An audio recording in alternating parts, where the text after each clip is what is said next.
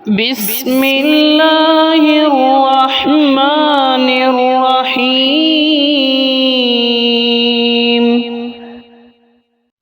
جی السلام علیکم ورحمۃ اللہ وبرکاتہ۔ امید کرتا ہوں اللہ تعالیٰ کی رحمت کے ساتھ آپ سب خیر و عافیت سے ہوں گے۔ آج کا ہمارا ٹاپک یہ ہے، قرآن پاک کے اندر ہم اکثر مقامات پہ دیکھتے ہیں لکھا ہوتا ہے السجدہ، جیسے کہ یہاں پہ دیکھیں بالغدو والآصال، اب اس آیت کے اوپر لکھا ہوا ہے السجدہ۔ ایک اور مثال میں دوں گا، ان اللہ یفعل ما یشاء، اب یہاں پر بھی آیت کمپلیٹ ہو رہی ہے، اس کے اوپر لکھا ہوا ہے السجدہ۔ تو آج کی اس ویڈیو کے اندر ہم نے یہی دیکھنا ہے کہ سجدہ کیسے کرنا ہے، کب کرنا ہے، اور سجدے کے اندر دعا کون سی پڑھنی ہے۔ سب سے پہلی بات آپ یہ سمجھ لیں، قرآن پاک کے اندر تقریباً 14 مرتبہ 14 ٹائمز السجدہ لکھا آئے گا، ٹھیک ہے۔ تو 14 سجدے ہیں قرآن پاک کے اندر، ایک بات ہو گئی ہے۔ دوسری بات یہ ہے کہ سجدہ کب کرنا ہے، جب بھی کسی آیت کے اوپر السجدہ لکھا آ جائے تو اس آیت کو مکمل کر کے پھر ہم نے سجدہ کرنا ہوتا ہے۔ جیسے یہاں پہ مثال ہے ان اللہ یفعل ما یشاء، اس آیت کو آپ نے کمپلیٹ کر لیا، مکمل پڑھ لیا، پھر آپ نے سجدہ کرنا ہوتا ہے۔ کلیئر ہو گیا ہے۔ اب چلتے ہیں آگے، سجدے کے اندر دعا کون سی پڑھنی ہے۔ ایک حدیث آپ کو سناتا ہوں، نبی علیہ الصلوۃ والسلام کی بیوی حضرت عائشہ رضی اللہ تعالی عنہا بیان کرتی ہے، میں نے اللہ کے رسول کو دیکھا جب بھی وہ رات کے وقت ایسی آیت پڑھتے تھے جس میں سجدہ ہوتا تھا تو اللہ کے رسول یہ والی دعا پڑھتے تھے۔ حدیث کا ریفرنس میں نے نیچے لکھا ہوا ہے، ابو داؤد کی یہ حدیث ہے، حدیث کا نمبر ہے 1414، ٹھیک ہے۔ دعا کون سی پڑھتے تھے؟ ساجدہ وجہی للذی خلقہ، یہ دعا میں نے آپ کی اسکرین پہ مینشن کی ہوئی ہے، حدیث کا ریفرنس میں نے دیا ہوا ہے۔ یہ والی دعا آپ نے پڑھنی ہے جب بھی آپ نے سجدہ کرنا ہے۔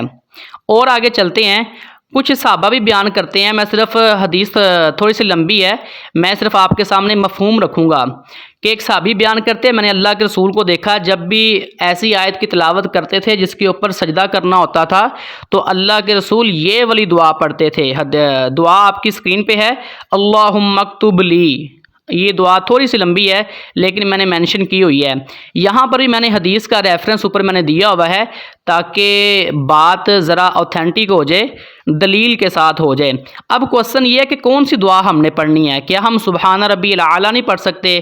تو مفسرین علماء کرام اس بات کی پرمیشن دیتے ہیں، اگر کسی بندے کو کوئی بھی دعا نہیں آتی، ان دونوں میں سے کوئی بھی دعا نہیں آتی، اگر آپ کو ساجدہ وجہی للذی یہ والی دعا بھی نہیں آتی، اور اگر دوسری دعا ہے اللہم اکتب لی یہ والی بھی اگر کسی کو دعا نہیں آتی، تو علماء کرام اس بات کی پرمیشن دیتے ہیں کہ سبحان ربی الاعلیٰ پڑھنا بھی جائز ہے، ٹھیک ہے۔ لیکن زیادہ اچھی بات ہے ان دونوں میں سے آپ کوئی بھی دعا پڑھیں، ٹھیک ہے۔ اور اگر آپ کے ذہن میں یہ کوسچن ہے کہ دو دعائیں کیوں ہیں، پھر ایک دعا کیوں نہیں ہے، جیسے مثال میں آپ کو دوں گا، جب ہم رکوع کرتے ہیں نماز کے اندر تو رکوع کے اندر ہم کون سی دعا پڑھتے ہیں؟ سبحان ربی العظیم، ٹھیک ہے۔ لیکن ایک اور حدیث ملتی ہے بخاری شریف کی، اللہ کے رسول رکوع کے اندر دعا پڑھتے تھے سبحانک اللہم ربنا وبحمدک اللہم اغفر لی۔ اب اس کا مطلب یہ نہیں ہے کہ ہم سبحان ربی العظیم نہیں پڑھ سکتے، وہ بھی پڑھیں، یہ پڑھنی ہے تو آپ یہ پڑھ لیں، آپشن آپ کے پاس ہے، ٹھیک ہے۔ تو جب بھی سجدہ تلاوت آپ نے کرنا ہے، دعا آپ کی اسکرین پہ ہے، یہ چھوٹی سی دعا ہے، یہ آپ یاد کر لیجئے گا۔ اس کے لاسٹ میں نا بحولہ وقوتہ، تو علماء کرام پرمیشن دیتے ہیں، اگر آپ نے ایڈ کرنا ہے فتبارک اللہ احسن الخالقین، آپ ایڈ کر سکتے ہیں، اگر آپ نہ بھی ایڈ کریں پھر بھی جائز ہے، کوئی مسئلہ نہیں ہے، اس میں کوئی ایسی قباحت والی بات نہیں ہے کہ غلط ہو جائے گی، نہیں۔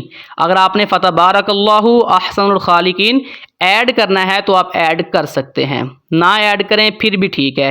یہ دعا آپ یاد کر لیں، 3 مرتبہ پڑھ لیں، زیادہ اچھی بات ہے، اور اگر آپ ایک دفعہ پڑھتے ہیں پھر بھی جائز ہے، ٹھیک ہے۔ تو آج کا ٹاپک اسی بات کے اوپر تھا، اور امید کرتا ہوں آپ کو بات سمجھ میں آ گئی ہوگی۔